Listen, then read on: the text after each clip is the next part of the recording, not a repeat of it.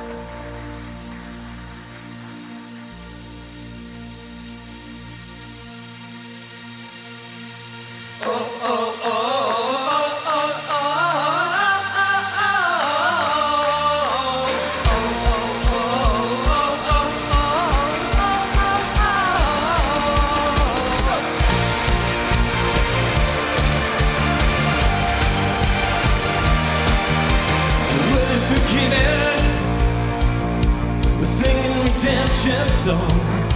There's a fire that burns inside. Yes, a fire that burns inside. Nothing can stop us. We'll be running through the night with a fire that burns inside. Yes, a fire that burns inside. 'Cause we are the freedom generation, singing of mercy. You are the one who set us on motion. Yours is the glory. There's a fire in our hearts and it burns for you. It's never gonna fade away. 'Cause we are the free, and yours is the glory.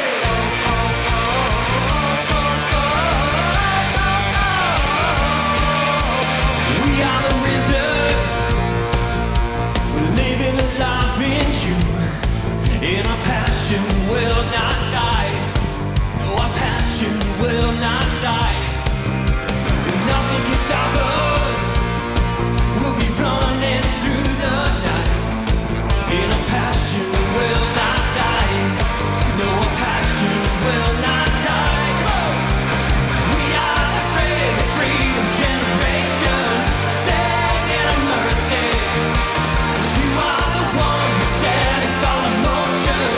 Yours is the glory. There's a fire in our hearts and it burns for you.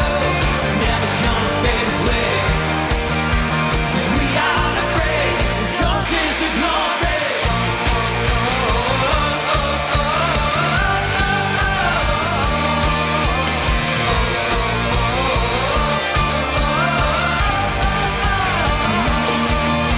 Up from the grave you rose again. Up from the grave you rose, and we will rise up into the world that you so loved. Into the world we go, and we will rise up. We will rise up.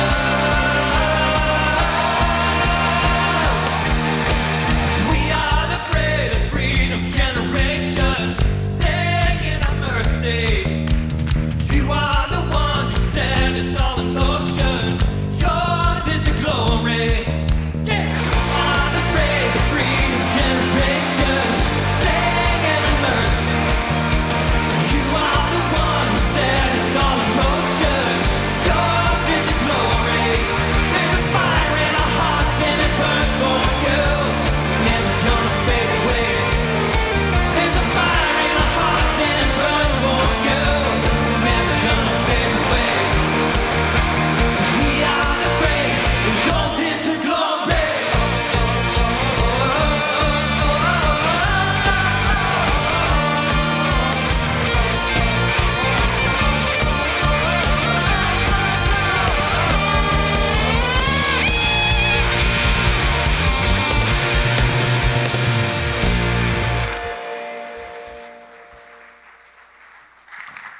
Well, good morning, everyone. Good to see you today.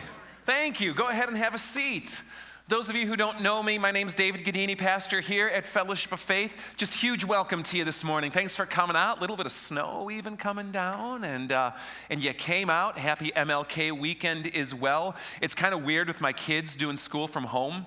It doesn't feel like tomorrow's a day off in any kind of like substantial way, but regardless, so glad that you're here this weekend. Live streamers, so glad that you're joining us here today, and we're just looking forward to an hour together this morning to meet God and to worship Him and to learn more about Him and hear His call, hopefully with more clarity and conviction and just punch, in our lives. And our prayer for you today is that you meet Him in that place. Just whatever you come in here with today, whatever preconceptions, maybe whatever just kind of baggage or worries or burdens or skepticism or whatever. I mean, we welcome you here with those things.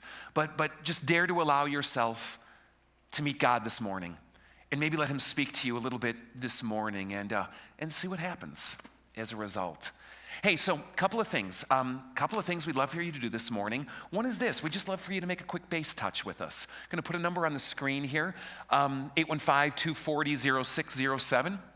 if you don't mind, pull out your phone and just text the word here. No emojis, no punctuation, no list of names, no sentences. Every week we continue to get a few who holding on to the old ways, just the word here. It's just kind of a little way to touch base this morning. If you're new with us today, or if you haven't even done this before, we would love it if you would do it as well. And it should bring you to a field after you text here to maybe just give us your name and email. Don't worry, we're not going to sell it or anything like that, but we would love to reach out to you and just thank you for coming. And if there's questions you have about Fellowship of Faith, we can kind of navigate that from there and just tell you a little bit more about our church. Likewise, if we can be praying for you, you could text the word prayer. And again, don't enter your prayer request there, but enter it in the field that it takes you to. And we got a team of elders here. I'm seeing some even sitting here today who pray for you every week in these. And they would love to come alongside you this week and pray for that as well. If you'd like to give a gift this morning, a big thank you for that. There's several ways to give here at Fellowship of Faith, and in the back of the sanctuary area, you'll find these buckets that you can drop, like if you do it through an envelope or a check or cash. But if you prefer to give online, you can text to give. You can give on our website. Just hit the giving button on our giving webpage, fellowshipoffaith.org, bank transfer, and even longer term, bigger gifts through securities and endowments and bequests that people are doing. If you have questions about this, come talk to me. Spend a little time on our giving webpage to kind of figure it out, and we'll go for there. Final thing I want to share with you this morning is just kind of an encouragement to groups. Discipleship groups are always a big part of what we do here at Fellowship of Faith. But of course, in this time, it's been really odd because so many of our groups aren't meeting together in person. Many have chosen to kind of take a pause during these next few months, hopefully until spring kicks around. But there are still a number of groups meeting, particularly via Zoom. If you're not connecting with someone right now in your faith, whether one other person or 3 other people or 5 or 10 other people, guys, I don't know how to say this any other way. I got to encourage you. You need to do that. You need to do that, not because it fulfills some obedient mandate from God, not because it's some religious thing to check off a list or churchy thing to make you jump through the hoops. It's because you're going to grow. You're going to find the Word of God come, I think, to deeper and richer life, and you're going to find something happen in your spiritual life when you do that. There's several ways you can do this here. One is I encourage you to go to our adult ministry webpage, fellowshipoffaith.org, adult ministry. And you'll see some of those larger groups that are meeting via Zoom right now. But even if you're not looking to go that big, go to our faith training webpage. And I'll talk there a little bit about partnering up with someone else, maybe 1 or 2 other people in the church, to go through Bible reading together through the week, praying together through the week. Not every day, you don't have to meet every day, but little check-ins throughout the week. And I so encourage you to do that. So take the challenge, take us up on this. You can go to either of those pages for more info or reach out to me directly, and I'll help you. pastor@fellowshipoffaith.org. Okay? Well, guys, before we jump into the rest of the service, I want to introduce you to someone today. Many of you know him, but in case you don't, his name is Todd Wheelgoss. Todd Wheelgoss has been coming here to Fellowship of Faith for about a decade now, and he actually, we kind of sucker punched him and caught him at a time when he was weak, and now he's actually like the chairman on our board of directors here, right? But doing an incredible job. But he's here to share with you a little bit about the struggles that we face in our walk with God. So would you welcome Todd with me? Thank you. Todd's also our head usher and usher on duty here today. So he's like carrying stools and working everything in the background and stuff like that. And Todd, thanks for just spending a few minutes to do this morning. Thank you, everyone. Thank you for bearing with us for the next few minutes, too. So I reached out to Todd and I just asked him to do this because, honestly, anyone who has spent any length of time with Todd, talking to him about God. You see, this guy has a deep faith life. There's a deep faith that burns within there, where God's at work, and there's maturity just kind of like happening. And what I asked him to share with you today is something relating to what we're doing in faith training this January. And so, Todd, what I'd love you to share, maybe briefly this morning, is just a struggle that you have in following God. Yeah, when Dave sent me the first contact on this and asked for one thing, I said, we only have 5 minutes, because I could probably take all 5 minutes listing the things I struggle with God with. So I'm going to try to just pick one. And I think for a while, the struggle I have is working, following God faithfully, but seeing people that aren't prosper all around you. You know, the hard work and just effort to be and do the right things and be faithful and obedient. At some point, it's like, why is it worth it anymore? When you see on this earth people that don't excel and get ahead. And it's sometimes very discouraging to do that and get up every morning and to try to, know that people are watching you because you've separated yourself by faith, and it's hard. Yeah, and I don't think you're alone in that struggle, right? I think many of us have maybe either struggled with this personally or have witnessed it firsthand, and it's difficult because it's one of those struggles that goes on, doesn't it? It's not like just today. Right, and it ebbs and flows too. Sometimes, it's more, depending on the situation, and sometimes it's less, but it's just, to me, it's always there simmering below the surface that, and part of it has to be, I'm Polish and I grew up in a Catholic church. There's a lot of guilt going on there when you start thinking about, maybe I need to try harder, and then, I'm not doing enough, and that's why I'm not being blessed, and so it all gets tangled up. Yeah, and you find yourself in these knots, right? Anyone identify? Of every stripe and variety out there. So let me ask you, because despite this being an ongoing struggle, you have sought God, sought to remain faithful to God, continued to give yourself to God even at cost and sacrifice. How do you go about doing that? Like how do you counter this struggle, Well, it most often, and I was just talking to my wife Jenny yesterday about this, is that it's really easy to get into pity parties, and then once you get into the pity party, feeling sorry for yourself, and it spirals down, and woe is me, and and you start just it's a bad thing to get in that place. And so a couple things that I try to do is, one, go out and serve somebody, serve something, because it takes the focus off of you and what you are struggling with.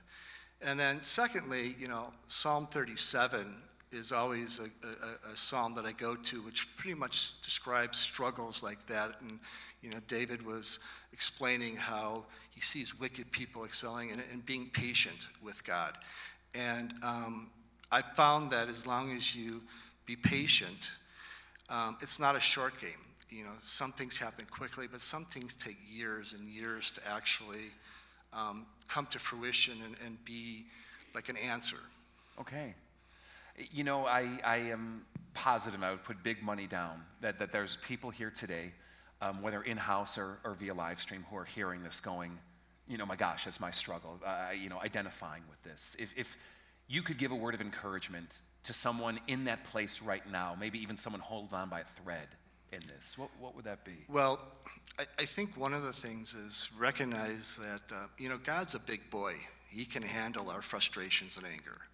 And a lot of times we don't feel like worthy or good enough to say, well, God, why am I going through this? Because, we've been taught as Christians to just suck it up and let it go. I think the first thing is to acknowledge that this is real, that you actually struggle with it. And then just kind of do the next right thing.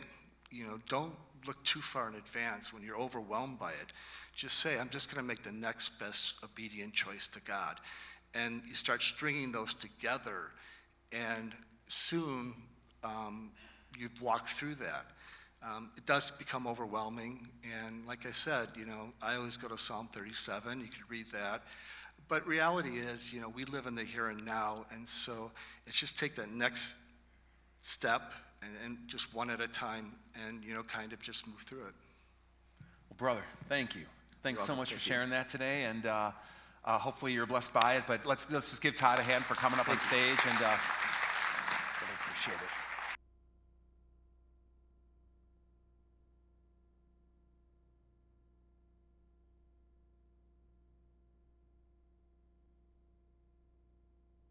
Good morning, Rock Kids. I'm really happy to see you today. As you can tell, I am not at FOF today. My family and I are recovering from COVID. We're all doing well, but we are staying home to be safe.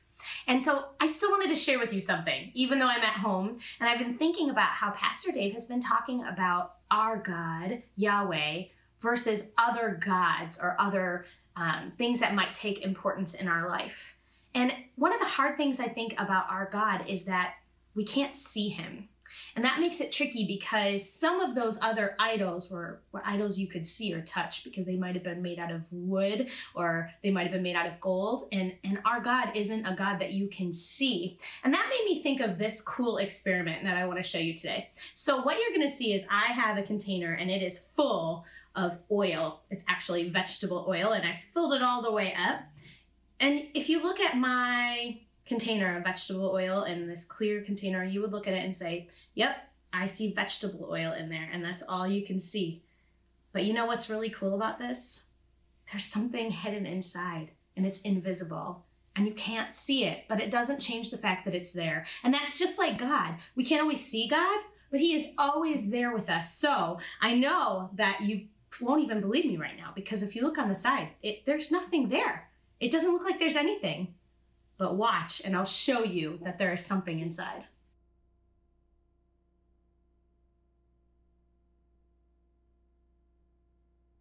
In Isaiah, in the Message translation, it talks about how all of those other gods are no gods. They have no power, and even though you could touch them because they were made with wood or gold, they are no gods. They don't have any power.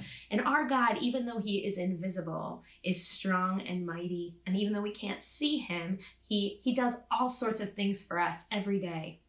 So this week, as you go into your week, I want you to remember that even though God is invisible, he is always with you. You can't see him, but he is always there. We have that promise from the Bible that he will never leave us and he will never forsake us. He is with you everywhere you go.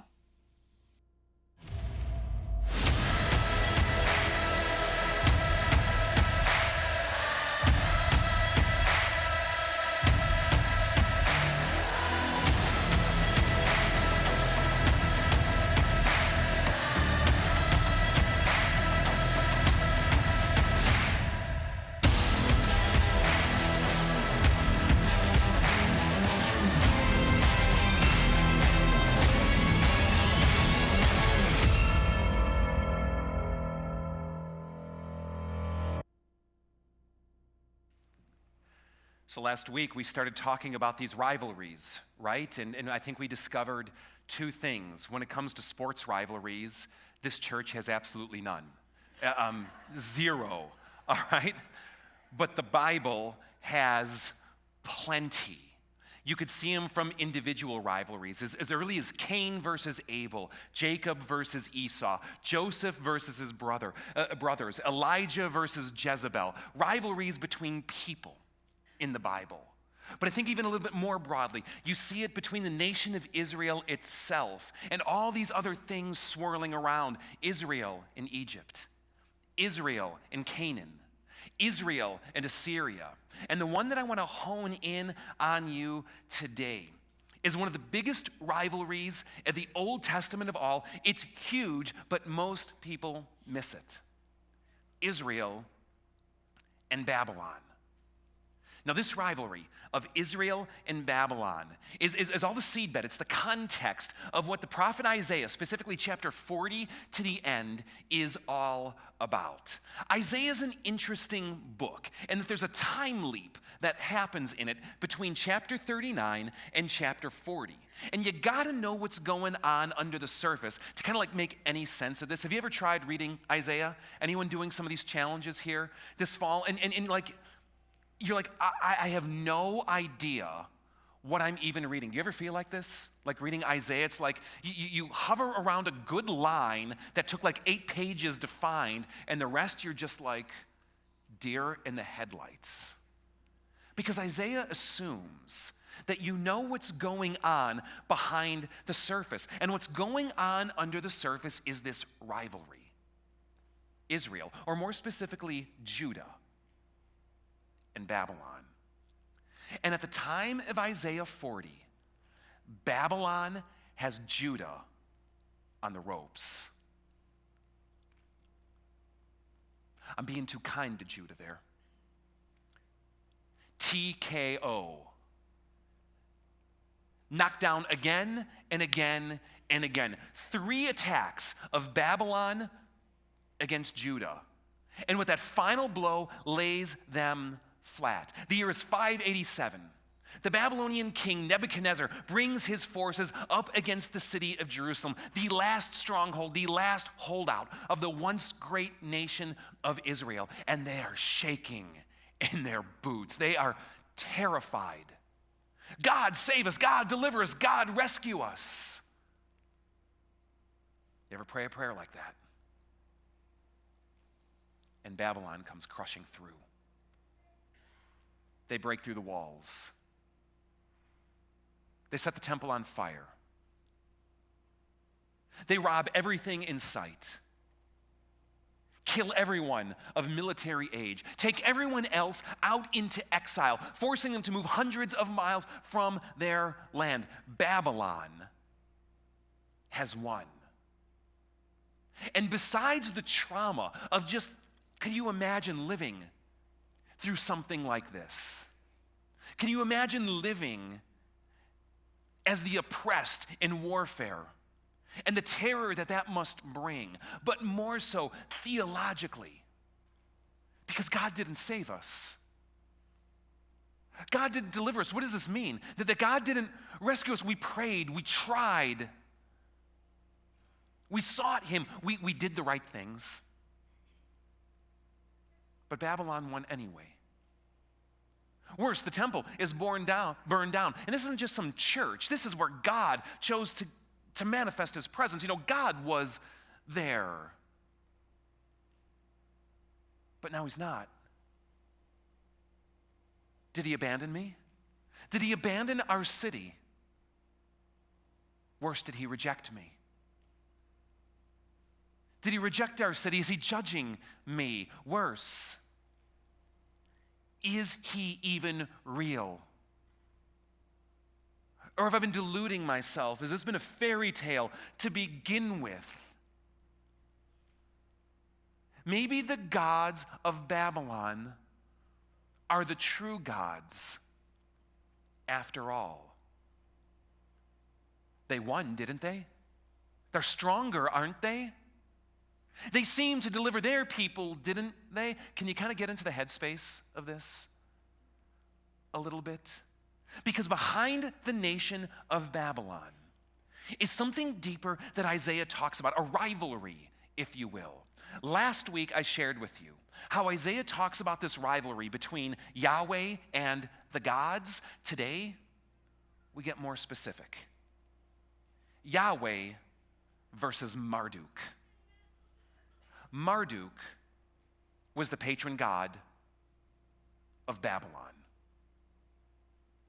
Now, I want to teach you some Akkadian here this morning, all right? And if you don't know what Akkadian is, think of Akkadian, it's a language, and think of it as like the little cousin to Sumerian, which really helps, doesn't it? But Sumerian is the oldest recorded language and alphabet in the world. Oldest one known. Akkadian is this little cousin. And there's this fascinating story, this tale, that you can read about this god in Akkadian. And I got to kind of pronounce this to you, and I want you to kind of get it on your lips this morning, all right? So, Amar Udaak, all right? Amar Udaak. So give me an Amar. Give me an Uda. Give me an Ak. But yeah, you did it right, you know. Put it together, Amar Udaak. You don't really need to know that, but it's just so much more fun to say it that way. If your ears are working this morning, Amar Udaak, you can hear Marduk kind of come out of that, just our simple English way of talking about this god of Babylon, praised and celebrated in texts dating thousands of years old. It translates calf of the storm. That's what his name means, calf of the storm. Do you kind of have this moment going, I don't know what to do with that because like of the storm, but like it's like a baby cow? Or you know, like what?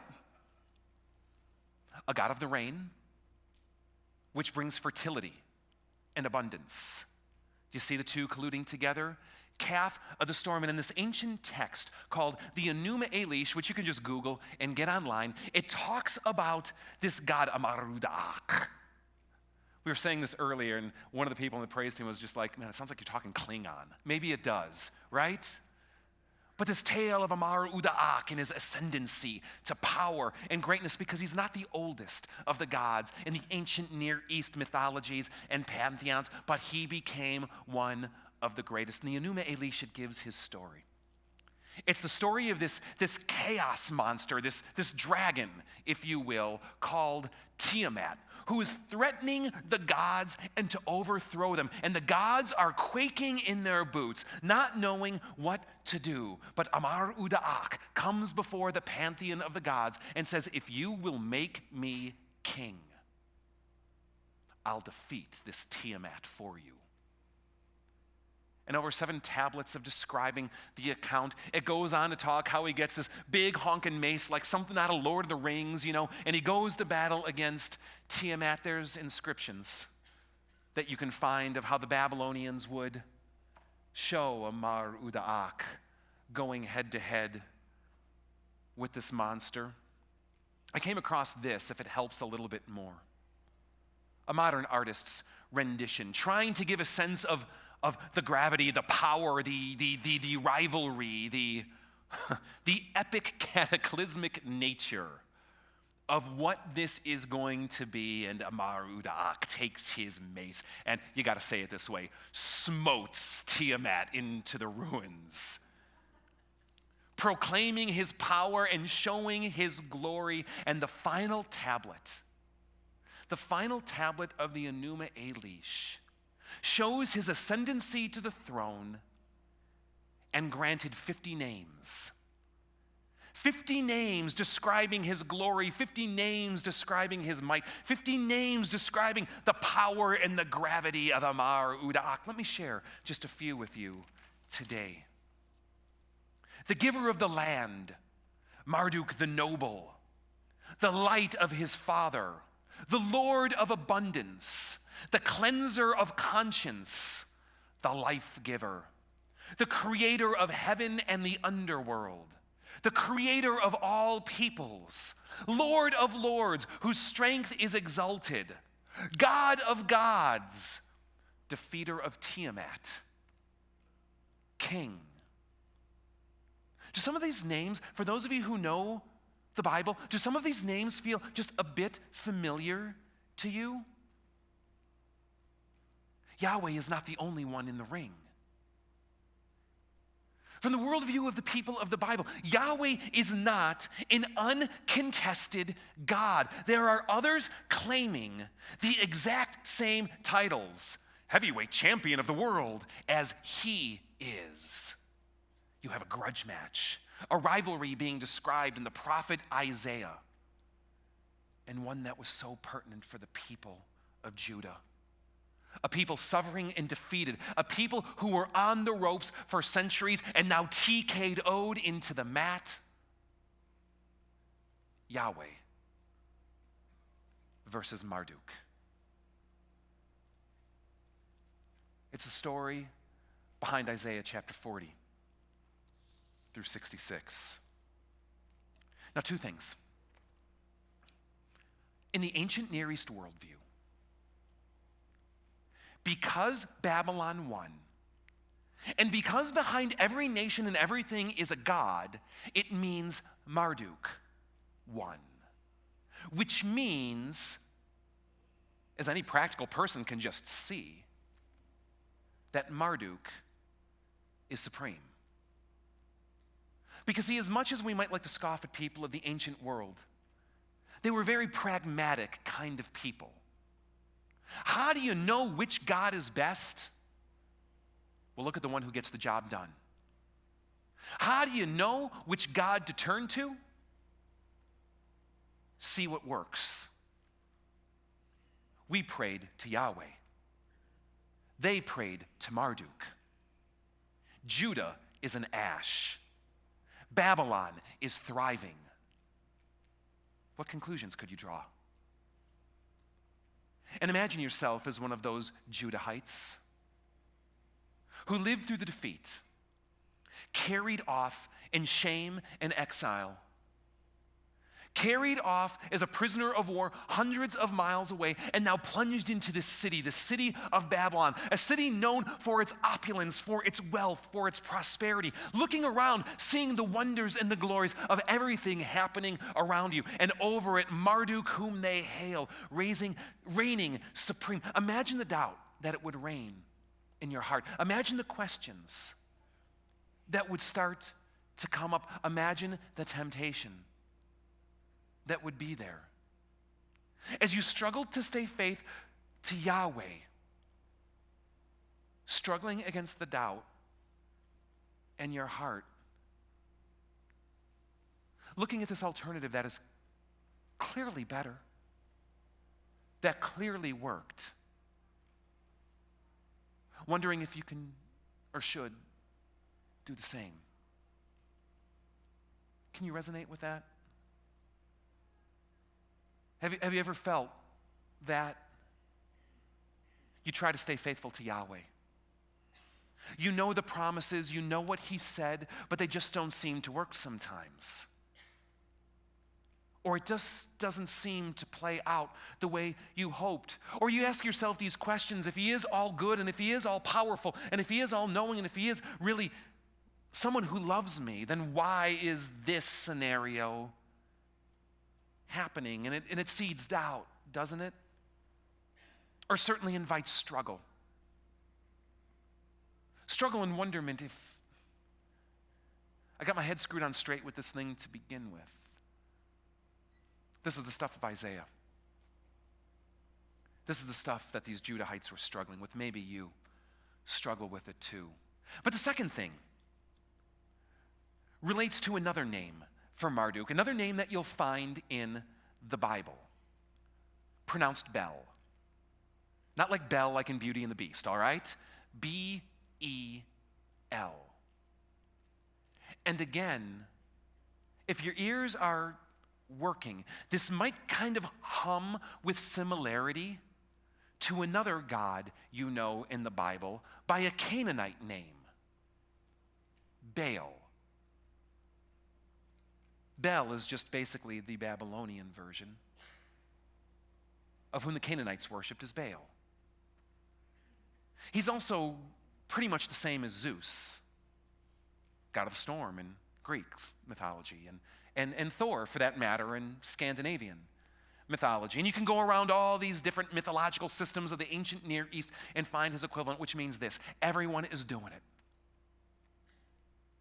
This Marduk, everyone believes him. They might give him different names. They might look at him in different ways, but everyone fundamentally believes him. Except for us, these weird Judahites, who claim with this ferocious kind of exclusivity to Yahweh. But imagine the struggle for someone of ancient Judah. When everyone around you believes one thing, and you sit there alone believing something different. When everyone around you is seeking one thing, but not you, you're seeking something different. When everyone around you is celebrating it, when it's just common sense because, well, everyone believes it. You know what the definition of common sense is? Well, common. Get enough people to believe anything and it's common sense, right? No matter how stupid it is. Everyone else around you believes it. It's so apparent. What kind of idiot, what kind of fool, what kind of simpleton, what kind of weirdo are you? Have you ever felt that kind of pressure? Because following Yahweh, it makes you different. Following Jesus, it makes you different. By virtue of doing it, it puts you on a different path with different priorities and different beliefs, different perspectives and different aims, different ways of life and different ways of conducting yourself than most people around you. And imagine what it was like for the people of ancient Judah, carried off into Babylon, where everyone was going the certain way, trying to be different, trying to remain faithful, trying to find reason for your beliefs and cling to them is truth, even though everyone around you says they're falsehood and the world might even seem to indicate it is. And the more that you do it, the more it ostracizes you. The more that you do it, the more it isolates you. The more you do it, the more it makes you stick out as that strange one that no one really knows how to relate to at best or at worst. A threat. This is the rivalry of Yahweh versus Marduk. What the people of Isaiah's day found themselves plunged into. Now, last week, I shared with you that what Isaiah says is that no matter what these rivalries seem to be, for Yahweh, they're really a no match. I like how Gwen said it, where the Message translation talks about the no gods, the gods that are really no gods, that these rivalries are really no rivalries, that Yahweh is supreme. We talked about how it's like that Mike Tyson versus Frazier fight. We talked about the UFC fight, the shortest on record, 5 seconds. I got another clip that I want to show you today that I think might illustrate the message that Isaiah is trying to bring. It's from the Avengers, the first one. Take a look.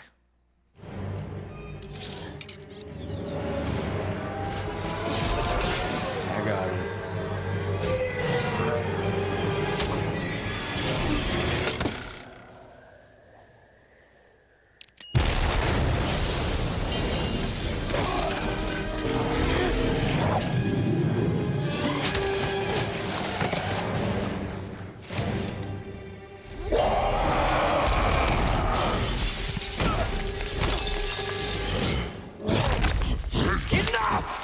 You are all of you beneath me.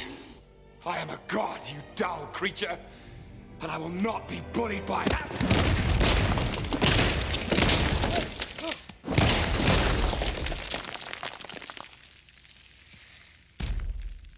Puny god.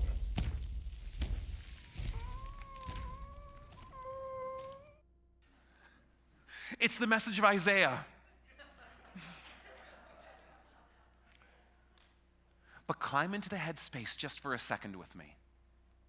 Because as you watch this clip, we have, and look, I discovered that you know and care nothing about sports, so I'm going to assume you know and care nothing about the Avengers as well. So for those of you on the outside, we have the enemy, the god Loki, finding him head to head with, hopefully you know this one, the Hulk, all right? At the end.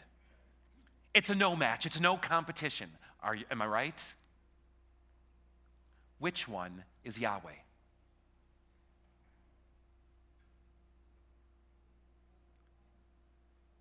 You feel like you're being set up a little bit, don't you? And I promised you, whichever way you were going to answer it, I was going to go the opposite, right? You know? Look, we know the right answer.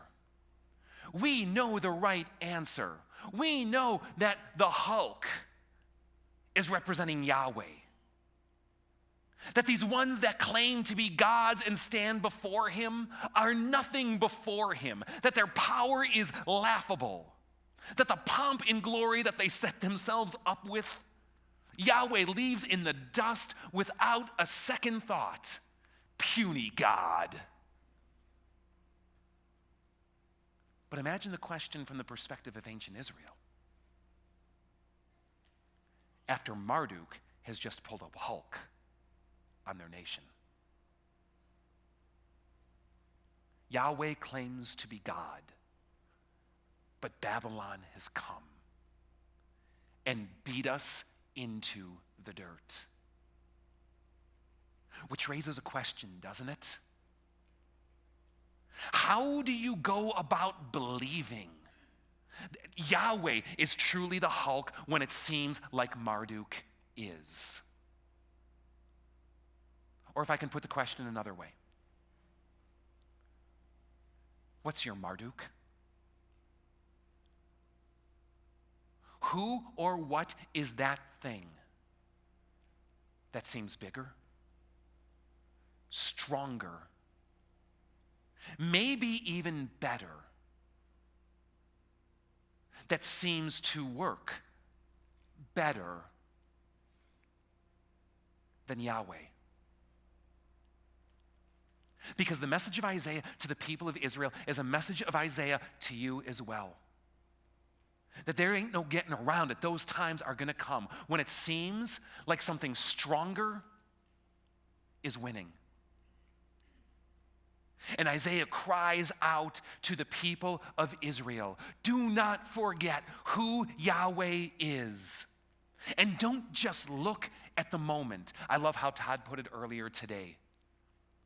Look at the long game. Because it's so easy when you're picked up by your foot getting beat into the dirt to lose perspective of what's gone on before and what's to come, isn't it? It's so easy when you're getting your face pummeled into the dirt to think nothing about what's happening right here. But the message of Isaiah is this: think about what Yahweh has done. Look back to the God who from the beginning has delivered again and again against insurmountable obstacle and against every giant in Marduk who has come his way. This God who has done it then, this God who knows your future is going to do it again. But will you now, while you are being hulked into the dirt, trust Yahweh? I love what the prophets have to say. Let me read this to you from Jeremiah. Jeremiah, who writes, in the midst of Babylon crushing Judah into the dirt, announce and proclaim among the nations, lift up a banner and proclaim it. Keep nothing back but say, Babylon will be captured. Saying it while they're storming the walls. Bel will be put to shame. Marduk filled with terror. Her images will be put to shame and her idols filled with terror in those days and at that time, declares Yahweh. The people of Israel and the people of Judah together will go in tears to seek Yahweh their God. They will ask the way to Zion and turn their faces toward it. They will come and bind themselves to Yahweh in an everlasting covenant that will not be forgotten. Or as Isaiah puts it, turn to me and be saved, all you ends of the earth, for I am God and there is no other. By myself I have sworn, my mouth has uttered in all integrity a word that will not be revoked.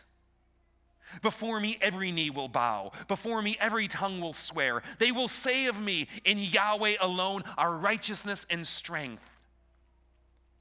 All who have raged against him will come to him and will be put to shame.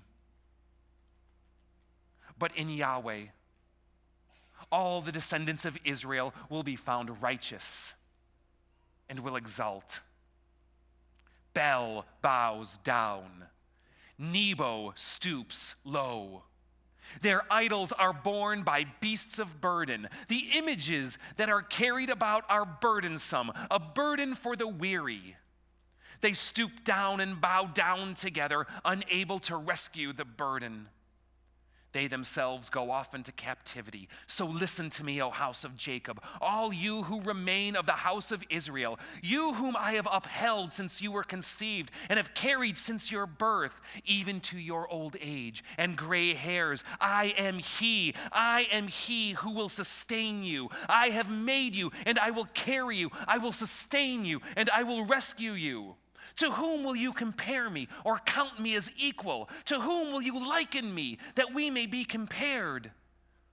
Some pour out gold for them their bags and weigh out silver on the scales. They hire a goldsmith to make it into a god and they bow down to it and worship it. They lift it on their shoulders and carry it. They set it on its place and there it stands. And from that place it cannot be moved. The one cries out to it. It does not answer. It cannot save him from his troubles. Remember this. Fix it in your mind. Take it to heart, you rebels. Remember the former things, those of long ago. I am God, and there is no other. I am a God, and there is none like me. I make known the end from the beginning, from ancient times, what is still to come. I say my purpose will stand. And I will do as I please. And Isaiah dares you to believe it. Yahweh dares you to believe it. Even in the time when you're being beat into the dirt, he dares you to believe that I am Yahweh. This is a no match. There is none like me. But it's so hard.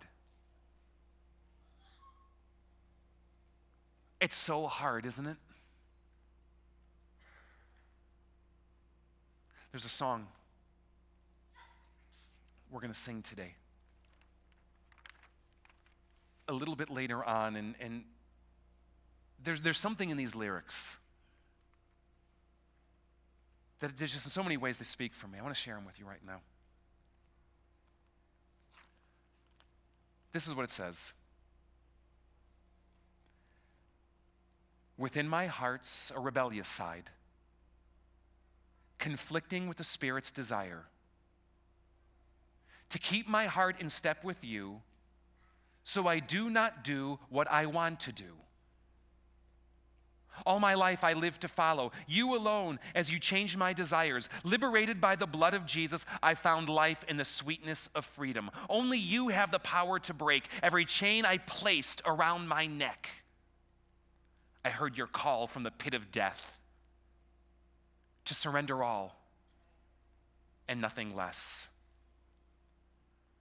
Through the Spirit, I have righteousness, sweet victory over the flesh. I can walk with confidence in you as you gratify my soul with truth. It's so true, isn't it? And if you're here today resonating with those lyrics, kind of saying that's me. Look, God gets it. He gets it. And he loves you anyway.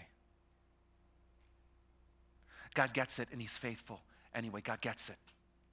And dare I say, maybe he even loves you more. Can God love you more? I don't know. Maybe yes and no at the same time, but he loves you more. Whatever language I have to use to kind of convey to you that whatever rebellion's in your heart, whatever doubts that you face, whatever betrayal that you've carried, whatever times you've turned to your Marduk rather than Yahweh, he gets it. But he loves you anyway, and he's calling out to you today. You may have gone that way, but no more. You don't have to. Come back to me. No guilt, no shame. Come back to me. I died for you. Come back to me. Your sin is washed away. Come back to me and trust me that I, Yahweh, am he. Supreme. Your salvation is here. And if you're here today with your face in the dirt, in Yahweh, that salvation is here for you today. And he invites you to receive that, to trust him in that. And even if it makes you weird, to follow after him in his way. So we're going to commune today. Kind of like a promise of God to us in a way of us maybe renewing this in him. Before we get there, I invite you to rise with me. And I invite you to pray with me. Those lyrics from that song are drawn from Romans 7. And we put together a prayer based on Romans 7 today that we just kind of want to pray that I think expresses the struggle of everyone who seeks to follow Jesus, Yahweh. And if you're in that place, you can pray this today. Pray this to God as a way of confessing to him, of receiving him in his forgiveness, turning your heart back to him today. Look it over. Read it if you haven't yet. Get familiar with the words so that when we pray it, you can pray it from the heart, as opposed to kind of stumbling over the grammar.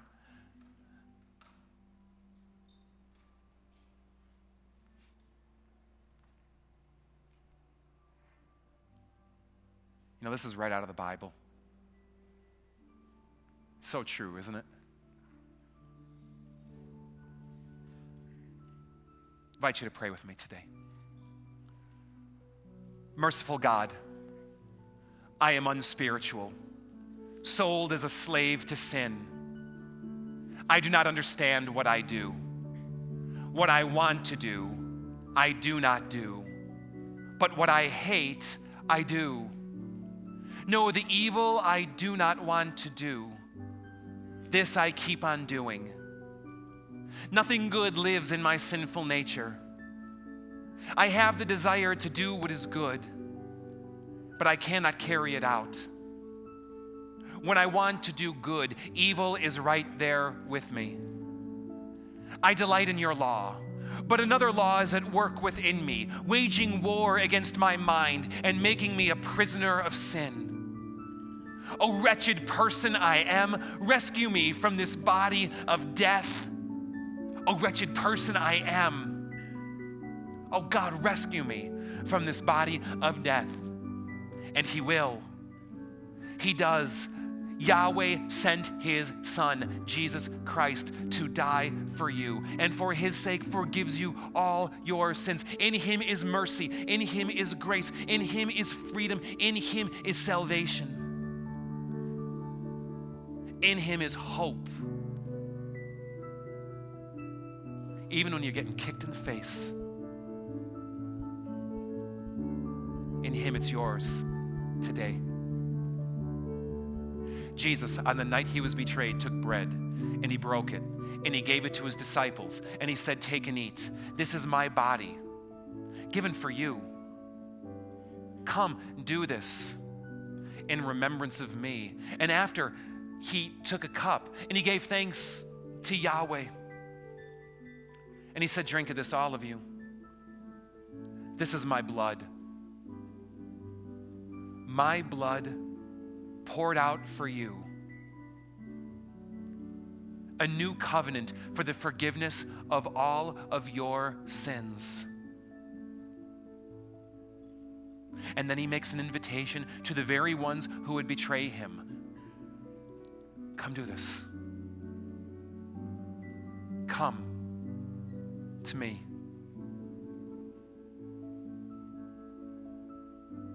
On behalf of God, let me say, welcome to his table today.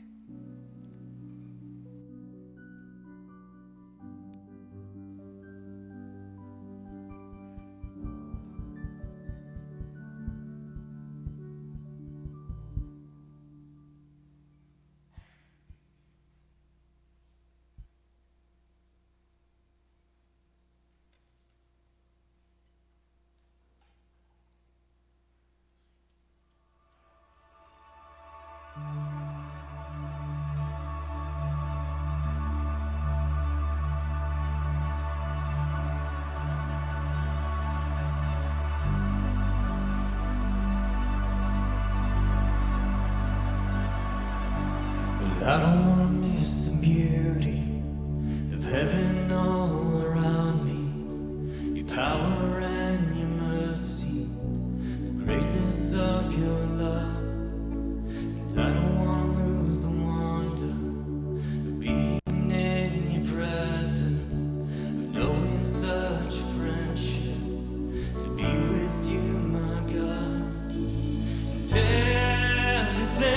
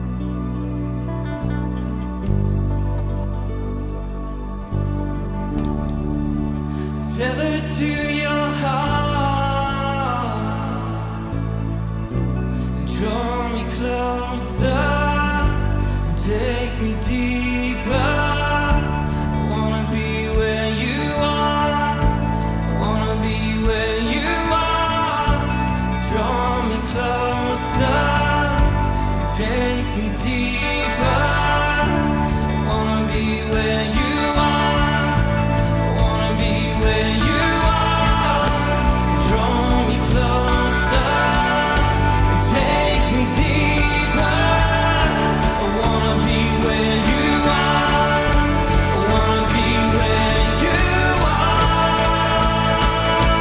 I just want my life to never be entwined with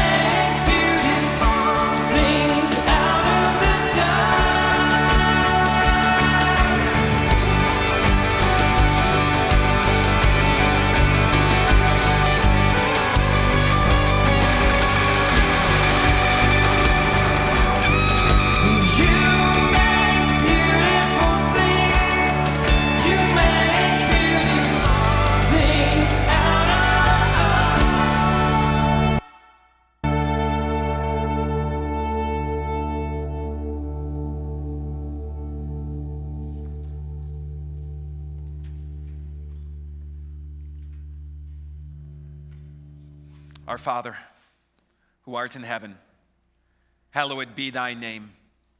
Thy kingdom come, thy will be done, on earth as it is in heaven. Give us this day our daily bread, and forgive us our trespasses as we forgive those who trespass against us. And lead us not into temptation, but deliver us from the evil one. For thine is the kingdom, and the power, and the glory, forever and ever. And may Yahweh the Almighty, Yahweh the one and only, the Yahweh God who reigns supreme, may Yahweh, who sent his Son to die and rise for you and holds death in his hand, may Jesus pour his blessing upon you, give you strength, increase your faith, and give you peace. Thank you so much for coming to worship today. Guys, it was a pleasure. It was a joy. I hope it was for you as well. We wish you a great week. One more song, and then you're out of here.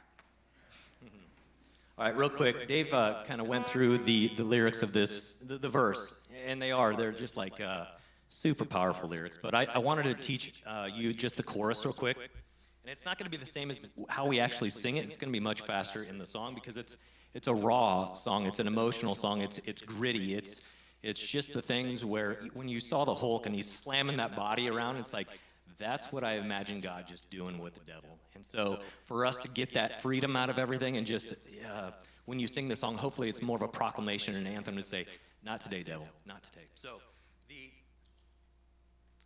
chorus goes like this.